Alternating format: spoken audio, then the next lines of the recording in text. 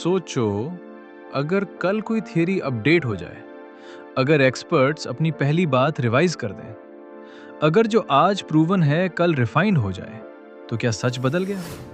या हमने कभी ये समझा ही नहीं कि इल्म क्या होता है, यकीन क्या होता है, और दोनों का डोमेन अलग कैसे होता है? आज हम जज्बाती बहस नहीं करेंगे, आज हम सिस्टम समझेंगे। एपिस्टेमोलॉजी, सोच का क्वालिटी कंट्रोल।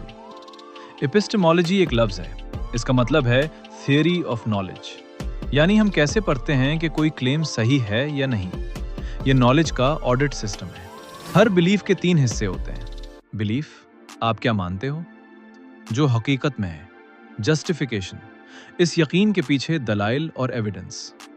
अगर जस्टिफिकेशन कमजोर हो तो आपका यकीन कितना ही मजबूत क्यों ना हो, वो अंदर से खोखला होता है। सोशल मीडिया पर कोई खबर वायरल हो जाए, क्या वो खुद ब खुद सच हो जाती है? नहीं। Popularity is not equal to truth. Evolving क्यों होता है? साइंस कोई सर्टेनिटी मशीन नहीं होती, साइंस एक प्रोबेबिलिटी मशीन होती है।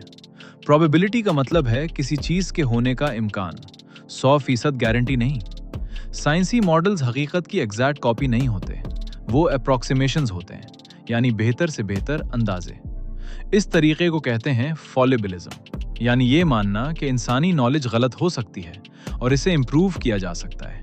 ये कमजोरी नहीं, बल्कि इंटेलेक्चुअल ऑनेस्टी है। डॉगमेटिज्म क्या है? डॉगमेटिज्म का मतलब है अपनी पोजीशन को फ्रीज कर देना, चाहे नया एविडेंस आए या ना आए। ये किसी भी फील्ड में हो सकता है, साइंस, सियासत या समाजी सोच। इसका नफ्सियाती निज़ाम ये है कि बिलीफ आपकी आइडेंटिटी बन जाता है, और जब पहचान को खतरा लगे तो इंसान डिफेंसिव हो जाता है। यकीन और डॉगमेटिज्म में फर्क। यकीन का मतलब अंधापन नहीं होता। डॉगमेटिज्म सबूतों को रोकता है, जबकि एक सेहतमंद यकीन अपना डोमेन समझता है। यहाँ एक कॉन्सेप्ट समझना जरूरी है, कैटेगरी एरर, यानी गलत चीज को गलत टोल से नापना। थर्मामीटर दर्जा हरारत नापता है, वो इंसाफ, प्यार या जिंदगी का मकसद नहीं नाप सकता। हर डोमेन का अपना मेथड होता है।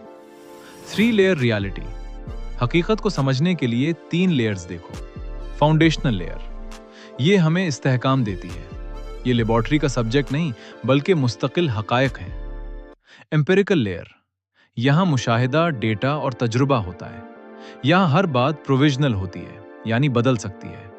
पावर डिस्ट्रीब्यूशन लेयर, यहाँ नॉलेज गर्दिश करती है। यहाँ मीडिया, इदारे और एल्गोरिदम्स काम करते हैं। एल्गोरिदम का मतलब है वो रियाजियाती उसूल जो तय करते हैं कि आपको क्या दिखाया जाए।